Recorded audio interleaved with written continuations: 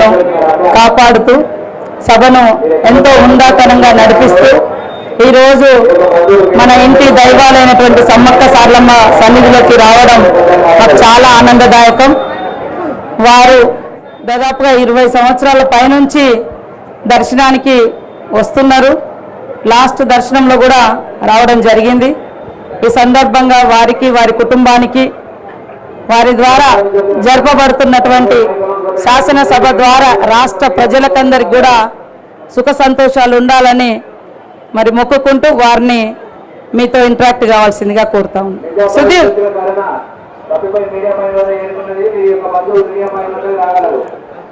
సమ్మక్క సారలక్క జాతర సందర్భంగా ఈరోజు మేడారం గ్రామానికి రావడం జరిగింది. మరి ఈ జాతరలో అన్ని తానై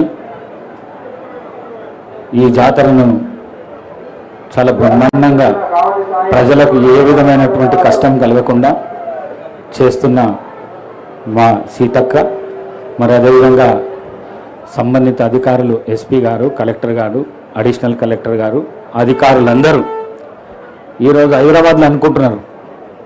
ఇంతకు మునుపు ఎన్నడూ కూడా ఈ విధంగా కాలేదు. ఈసారి ప్రజలకు ఎక్కడ కూడా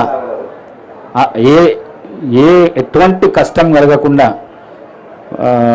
ఏర్పాటు చేసింది ప్రభుత్వము, ఇప్పుడున్న రాష్ట్ర ముఖ్యమంత్రి రేవంత్ రెడ్డి గారు అని మొత్తం అనుకుంటున్నారు. మన రాష్ట్రమే కాకుండా వేరే రాష్ట్రాల్లో కూడా బ్రహ్మాండంగా చేసిండ్రు ఈ జాతరలను అని చెప్పేసి అనుకుంటున్నారు. అట్లనే నేను సమ్మక్క సారక్క జాతరకు రావడానికి కారణం ఏంటంటే, నాకు సంతానం లేకుండే 9 ఏళ్ళు సంతానం కలగలేనందుకు మళ్ళీ జాతర ఉన్నది, సమ్మక్క సారలమ్మ దగ్గరికి పోతే తప్పకుండా అవుతారు అని ఒక మాట చెప్పినందుకు నేను ఆ రోజు ఈ జాతరకు వచ్చిన తర్వాత ఇగో ఈ పాప నెక్స్ట్ ఇయర్ ఈ పాప పుట్టింది.